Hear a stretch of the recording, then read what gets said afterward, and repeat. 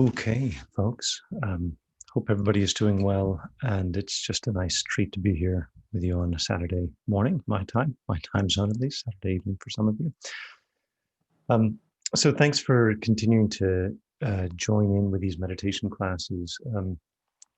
The We can see that the number of people who are attending has sort of tapered off, but that's a natural thing because we're busy, right? There's a lot of things that come up to um, cause our that we're busy with in our lives that we focus on. We're having to divide our attention, and all of us, definitely including myself, we're very selective about what we do, how we spend our time, and so forth. So I'm certainly appreciate you choosing to come back and join again with these classes, and we'll do another round of we'll try to have some rhythm to these classes, so we have another sort of starting off point, because we naturally, our minds like something new, right, and something with a finite duration. So we'll create some structure like that for future classes as well. We have some rhythm to sort of help us to go through motions of learning a particular topic and then coming back to a different topic, and so forth. So what I wanted to talk more about today was about um, self-awareness, inner awareness of our own awareness of our own internal states, and awareness of our self and how we define ourselves, and talk a little bit about how we define ourselves and how fluid that is. But I wanted to start, as usual, with some time to do meditation, so we have a chance to just settle in, prepare for the session, and so forth. So if you're operating heavy machinery, please do not close your eyes during the session. Um, but otherwise, you're welcome to close your eyes or leave them open as you prefer. So what we can do is to begin just by finding a comfortable position, maybe stretch our body a little bit just to make sure that we're feeling relatively comfortable. You can begin just by taking a deep breath in and out.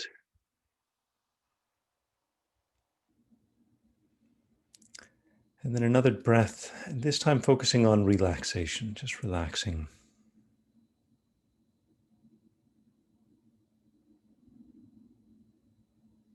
And then a third breath, we can ask ourselves, what is important now?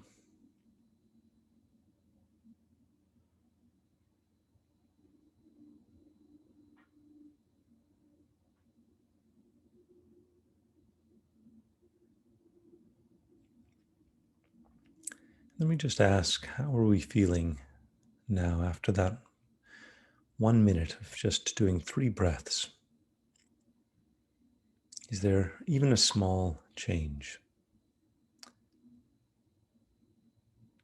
If so, that's showing us how powerful even just a few moments to breathe and pause can be.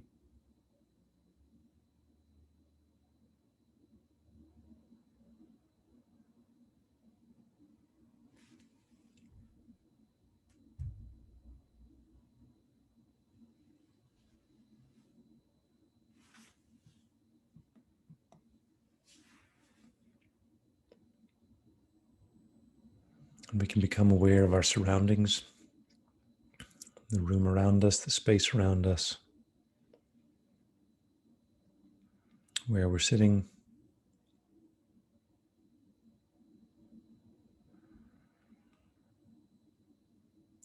And just becoming aware of the steady flow of information from our senses, from our surroundings, including our body.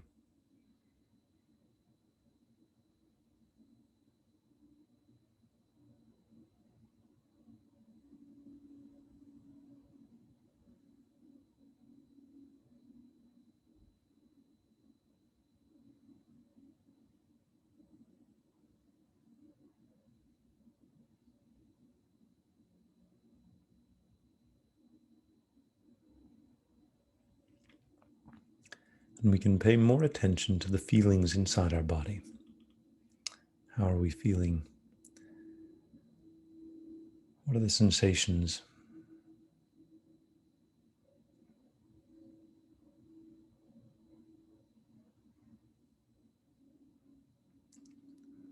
Just be curious.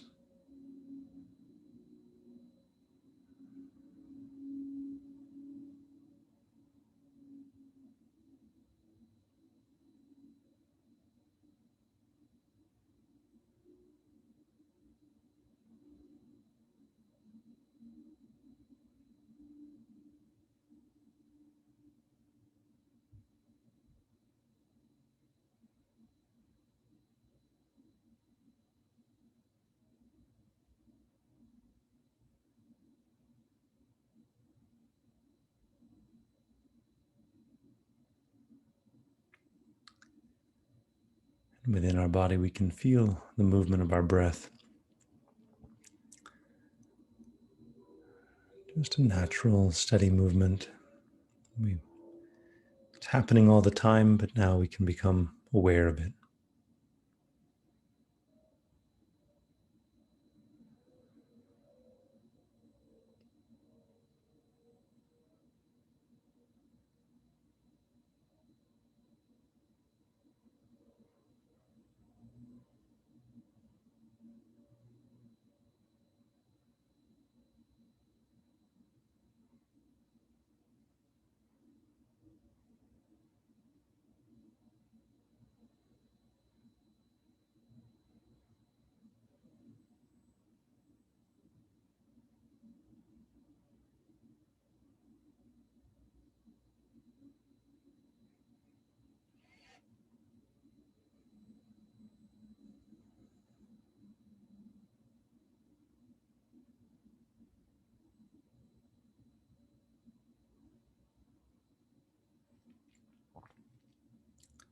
And if we notice we're distracted, we just bring our attention back.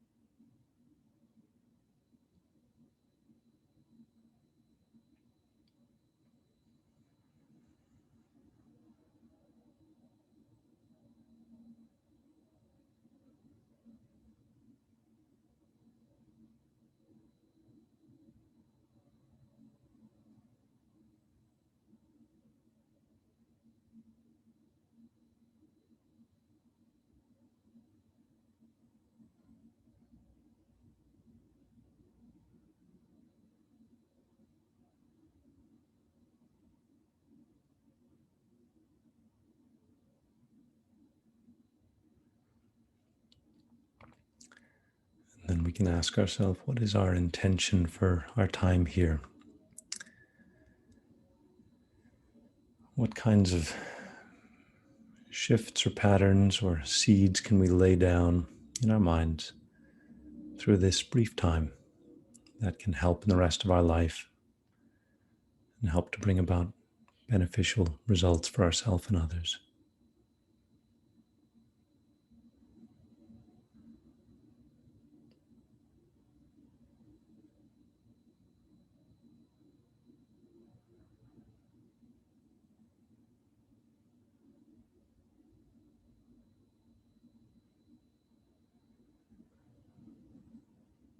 And then we can open our eyes from our meditation.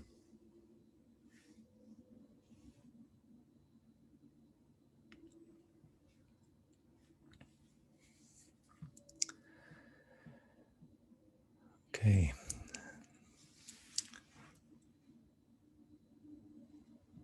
So the topic that I wanted to introduce in this session, and then go deeper on Tuesday as well, is this topic of self-awareness. So this the idea of self-awareness is that one of the most important things we can learn about is understanding a little bit what's going on underneath the surface below what we call me or I or the self. So our self, we have, if I were to ask you each, how many of you are there? You'd say, well, there's just one of me, right? And so for each of us, it's pretty clear, like there's just one of me. And if I were to ask, well, have you always been you? You of course would think that I'm a little bit crazy, but you'd say, of course, I've always been me. I was me when I was me yesterday. I was me last year. I was me when I was 5 years old. I was me when I was born. I'm going to be me until I die, right? So we have a sense of ourself, which is basically like an identity, and we give ourselves a name. Our name might change over the course of our life a little bit. We have nicknames and roles, and people have different opinions of us and so forth. But our self is like the central player, the central figure in our internal drama, right? So there's always, as I've mentioned in previous classes, there's always a drama going on, right? If you're watching TV, there's always some drama, and there's always a victim, villain, or hero, right? That's the sort of interplay between victims and villains and heroes. And in our own world, our self is always sort of in the middle of our inner drama, this person that we are. We have one name. We think we have, one self. Normally we have only one name. We think we have one self and so forth. So it's very easy for us to believe and think that our self is very fixed, right? It's always been this way. It'll always be this way and so forth. I think it's incredibly helpful to think of the self as being like a corporation or an organization. So if you think of an organization like Microsoft, I don't know, they've gone through so many generations, right? It's been how many years? 40 years or something.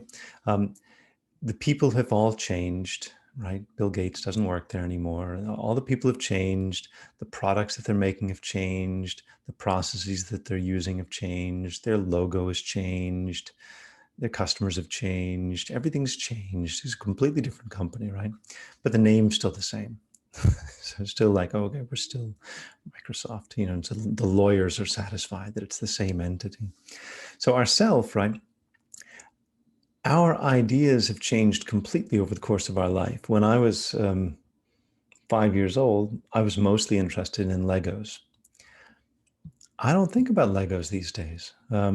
The stuff that goes on in my mind is very different, right, than it was even 1 year ago, let alone 40 years ago.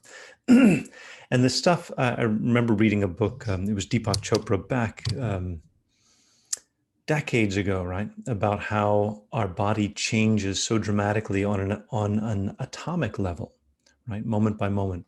It's shocking how much change there is. We take in air, we take in liquid, food, and so forth. We process it, we release air, liquid, solids, and gases from our body. We exert energy, our body's transformed. So all of the raw materials that go into our body are changing continuously, and our cells are dying continuously, and they're being recreated. And that's the way our DNA works. Our skin cells are dying and being recreated. And every organ in our body is being replaced. I remember some metrics that something like your skin is replaced every few days. And then if you go through different systems in your body, your bones are replaced every 7 years, something like that on average. All of the cells and all of the individual atoms and so forth are replaced. Each cell in the body has a respiration, takes in resources from around it, puts out waste material. So literally the atoms that make us up are changing constantly. The ideas that make us up are changing constantly. The things we do change all the time. But still we have this sense of self, right? There's this idea, okay, I'm still the same person that I was, right? That is that is a concept, right? And the things that don't change all the time are concepts. So if you read a book, if you read like Plato, if you or like even a few passages from Plato, something like that, well, you're picking up ideas that are, 2,500 years old, something like that. But the concepts are timeless. The concepts, the ideas don't age, right? You can spread ideas; they don't age. They can travel through space and time, right? Because they're not a physical thing. So our self is an idea, right? And that's why it doesn't seem to age, even when you're, you know, late in your life, your 70s, 80s, and so forth. Still, in a sense, you'll feel there can be a part of you that still feels like a child. You still feel like you're more or less the same person you were back decades ago, even though there's almost nothing about you that's the same. So we have our story about ourself, or our story of who we are, brings a sense of constancy and stability. It's part of the story that we tell ourselves. But like with this concept of storytelling primates, right? There's the story, and then there's the present reality. And the present reality is changing all the time. The story may stay constant, that I am like this and that and so forth, but the actual underlying reality is changing all the time. But what happens is we identify with things that are happening to us. We identify especially with the things that we do. And it's the things that we do that really, that make us.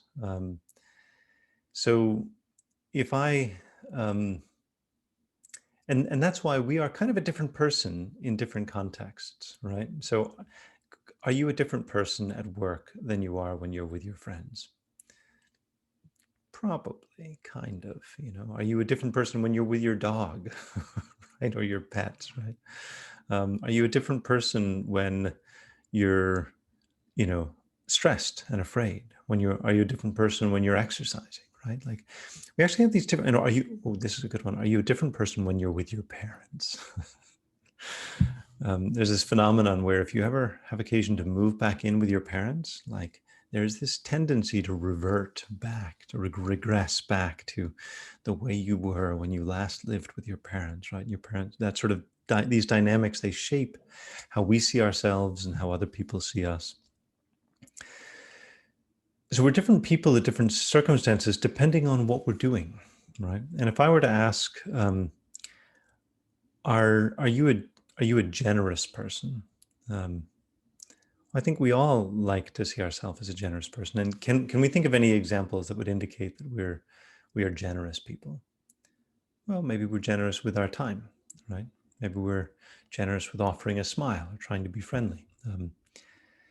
But can we think of other examples where maybe we had an opportunity to be generous, but we were not so generous? Somebody asked us for some help and we're like, no, I'm busy, or I can't, or obviously most of us get a lot of solicitations from charities. How many of those charities do we actually respond to? They could accuse us of not being so generous, but really it all depends on what you identify with at that moment. So if you're identifying with the things that you are giving and the ways that you are giving, then you can feel that sense that you are a generous person. In fact, you feel a sense that you are a wealthy person, because you have something to give. But if you're identifying with like what you don't have, or times when you haven't given anything or haven't wanted to give and so forth, then you because of how you identify yourself at that time, it's like you are a miserly person, or like you are a poor person. A wealthy person is someone who has more than they need to survive, so they have the opportunity for giving. A poor person is someone who doesn't have as much as they need to survive. But that's why you can see that it is an attitude, right? You can have someone who has a ton of money, but they still don't feel, they hold to it tightly. And there's a saying, rich people who do not practice giving are like guarding someone else's treasure. It's like a dog guarding someone else's, property. None of us actually own anything long term. Eventually, death is going to come, and we're going to lose everything that belongs to us. So the mindset is that it's better to practice giving now, while we have the opportunity, while we can do it consciously and intentionally. But what happens is we can identify with different behaviors at different times, and we have a very flexible, very fluid, in fact, very fluid sense of self. But what happens when strong emotions kick up is that we feel like we get carried away with them. So, for example, it's normal if somebody really upsets you, it's normal to think, I am angry. Like, I'm angry, I'm furious, or I hate them, or something like that. But what is the difference between I'm angry, I am angry, and there is anger in my mind, right? Or I feel anger. I feel angry, or I'm tempted to get angry, or you can tell it's subtle, right? But there's a little bit of a difference between I am angry. That's what you believe you are at that time. I am angry. I am incapable. I am, you know, um, powerless over my own desires. I am, impatient, whatever. I am. The statement I am, it's actually a verb, right? You learn that in school. When you say I am, it's actually a verb. It is an action. So it is an action of identifying with something.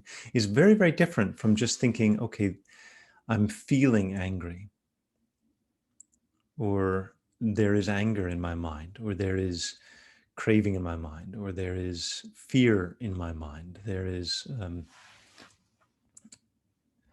so that difference is the difference that mindfulness can make. It's becoming aware of those internal experiences, thinking I am not them, but then I can recognize them inside of me. I can recognize the movement of these different minds inside of me.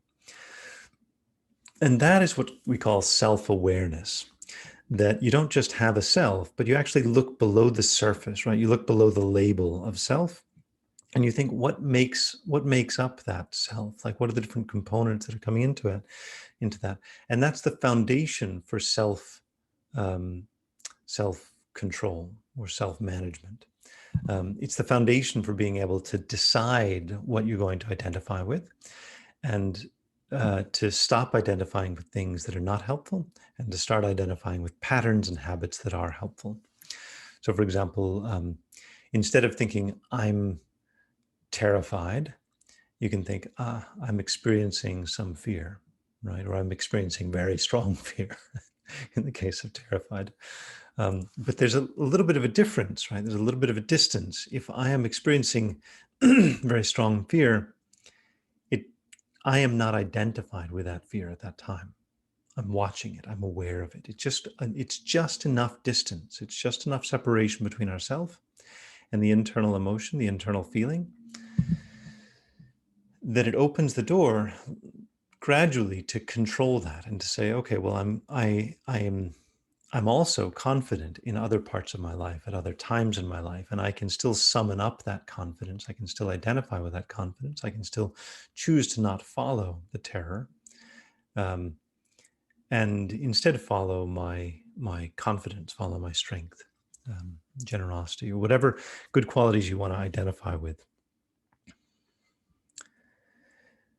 The So this is self-awareness, becoming aware of all the different things that are going on. So um, as an exercise, I did this exercise the other day.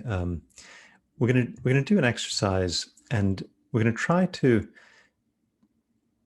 bring to mind a situation that often upsets us, right? Something that we find frustrating, not something that's, traumatic, that's going to totally throw our mind off, but something that's a little bit disturbing to our mind. Maybe an interaction we had recently with someone, or something that feels unfair or frustrating in our life. So take just a minute to try to bring this to mind, something that feels maybe unfair and frustrating.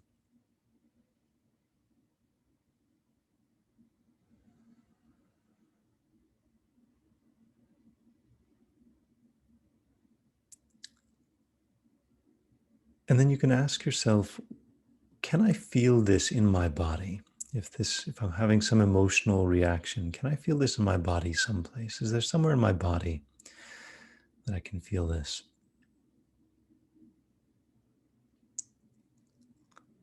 And then as an exercise, you can just type that in the chat. We can just put in the chat, what is it that we're feeling? Where do we feel that? Um, I'll start just saying the chest and neck is where I'm feeling that particular emotion. But if you can put in the chat, that might be interesting.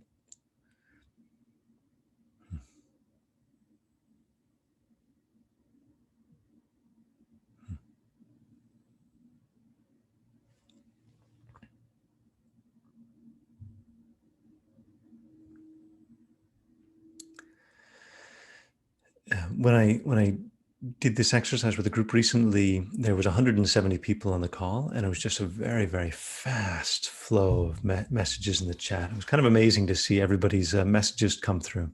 So they did some very interesting research.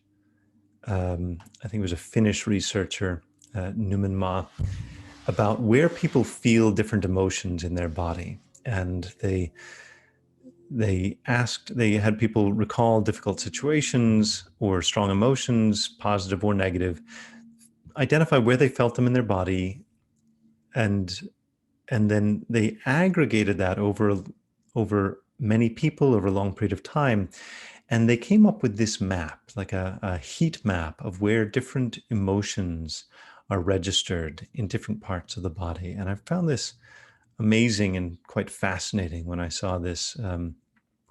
So if you see something like pride and anger, they look very similar, but you can see that anger has the fists activated. There's something about like motion and action coming up there, and maybe some disgust, can be felt in our stomach here, but also love, right? And some of these positive emotions, they appear quite radiant in this, as opposed to depression or neutral, right? Where there's just this lack of feeling, a lack of the experience of feeling. So what's amazing about this is that these emotional states anchor themselves in places in our body, and this varies depending on the person and the situation. But it's a powerful, it's powerful to think about that we have the body that we're carrying around with us all the time. I compared it last Tuesday to like a puppy that we're dragging around on a string and not paying any attention to. So this body that we're carrying around with us, it actually has all this information. It's registering our emotions. But what happens is, let's say you have this anger activated, right? And so your chest and your head and your fists are activated, and then you, from something utterly unrelated, right? And you come into work, right? And then somebody says something that maybe you slightly disagree with. Now you've got that emotional energy of anger still activated, right? You're carrying it in your body, and then they say something, and your mind has to figure out how to respond to that. Now we actually use the feelings in our body to decide how to react and how to respond. And because you're feeling this anger viscerally, maybe unrelated to what this person said or did, but because you have that feeling, it carries the momentum of that emotion. And so you might just respond out of anger, like, ah. And so we find this happens a lot, right? We misdirect our anger or impatience towards especially the people we love or our coworkers or whatever. We have certain emotions that carry or bleed between different parts of our life. But inside our body, not only can we become aware of it in the present moment, not only can it help us to focus our attention, but it can help us to become aware of our emotional states and the feelings that we're carrying inside of us. And that can be very powerful, right? Because it helps us to not identify with them, to just ask, where are we feeling this in our body? And it's almost like a physical experience. And the powerful thing about something being physical is that even physical things can begin to change it. So for example, if you're feeling angry, but then you just we're feeling fearful, for example, but then you just take a deep breath, right? What's a breath do? It just expands you and contracts you. That's all. Expands you and contracts you a little bit, but it also triggers, this vagus nerve, and it can trigger this relaxation response in our body. So we can actually change the energies inside our body, the emotional energies inside our body in bodily ways. And so and we've probably learned how to do this already. Like you get up, often people exercise to clear their emotions, right? You go on a run, right? You're feeling a little frustrated, you go on a run, you feel a lot better, because we can see how the interplay between our body and our emotional states works. People often also drink or use drugs to regulate their emotional states, and we can tell how, if your body is relaxed or excited, it has an effect on our thinking and on our emotional state. But these are areas that it's better for us to gain conscious ability to control our emotions rather than having to go on a run to feel better, or having to have a drink to feel better, and so forth. These things, you can't always do those things. You need a greater degree of control than those things give us. Okay, so that's that's the topic of self-awareness, and how being aware of our emotions inside our body then allows us to ground this, and we can become aware of these emotions. If we become aware of them as physical things, it helps us to be mindful of them. It helps us to create that distance between ourself, right? we where do we feel that anxiety? Where do we feel that um, resentment or anger? If you feel it in your body, then if you can be in that same situation, maybe the external situation doesn't change, but you learn how to relax that bodily response, and instead of tightening up, your chest relaxes and becomes more open, then you've actually helped to control the situation, because you've controlled your own mental reaction to it. Okay. Any questions on that so far? Otherwise, what we can do is to do some more meditation, but any questions so far on these topics?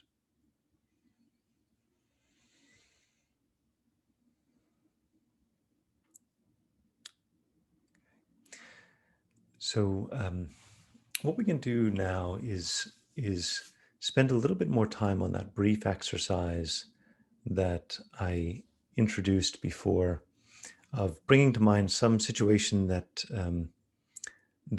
disturbs us, a little bit disturbing to us, and then we can practice becoming very aware, just aware of that internal experience, and feeling how it's grounded in our body, um, but not in such a way that we feel overwhelmed by it, but just becoming more sensitive to that, just coming to recognize and becoming more aware of that emotional connection to our body. And then after we do the meditation at the end, then we'll have some opportunity to discuss on this as well. Okay, so we can take some more time for our meditation. We can begin with that 3-breath practice again, just breathing in and out.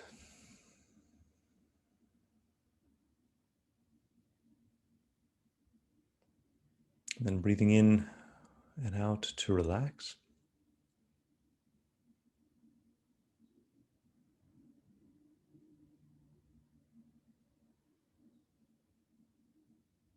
And then asking ourselves, what's important right now?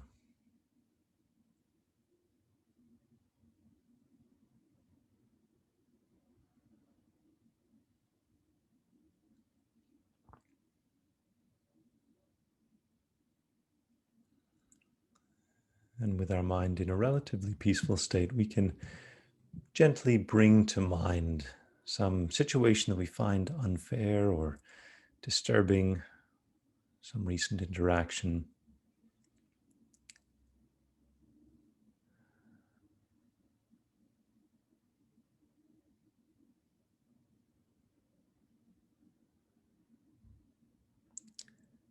And in particular, as we recall the situation and recall our reaction, we try to feel where do we experience this in our body?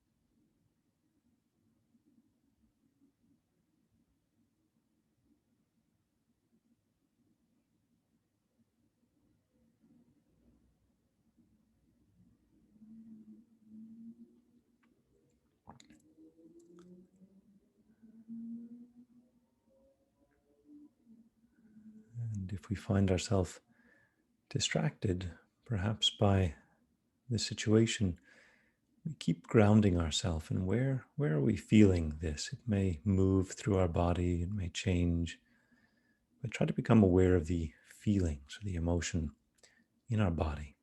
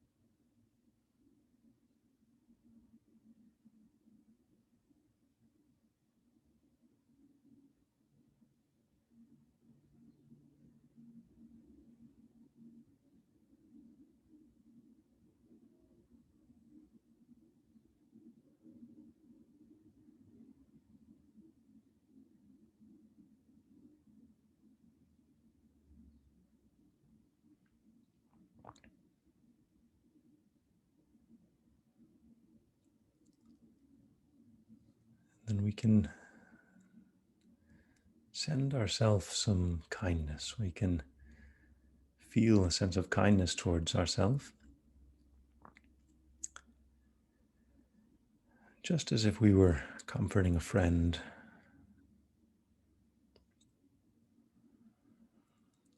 And we can think,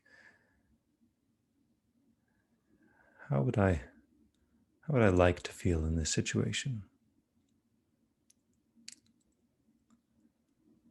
Is there a feeling where I could be happy in this situation or change my emotional response?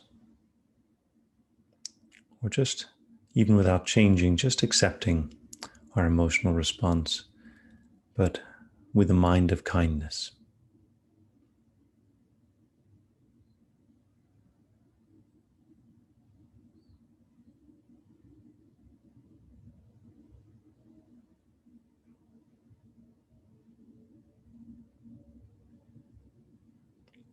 We're empathizing with ourself, empathizing with our body in this stressful situation.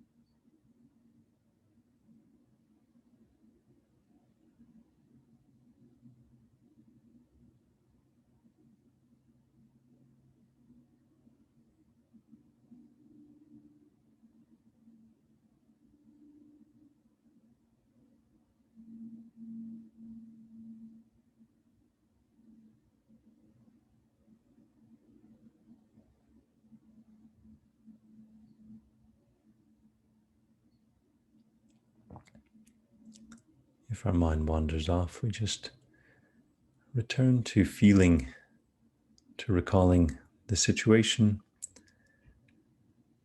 noticing the feeling inside our body, and just attending to that with kindness, with a sense of kindness, a kind attitude, kindness towards our own body, experiencing this emotional challenge.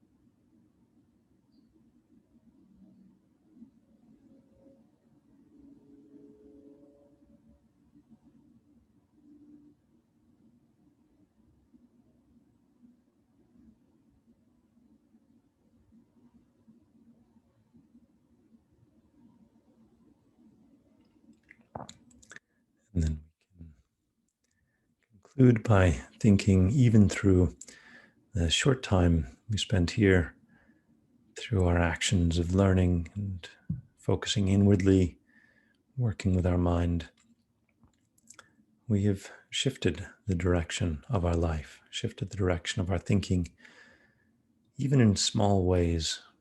But we could think, what would be the eventual effects of our making shifts in our mind like this? How could we bring benefit to ourselves and others?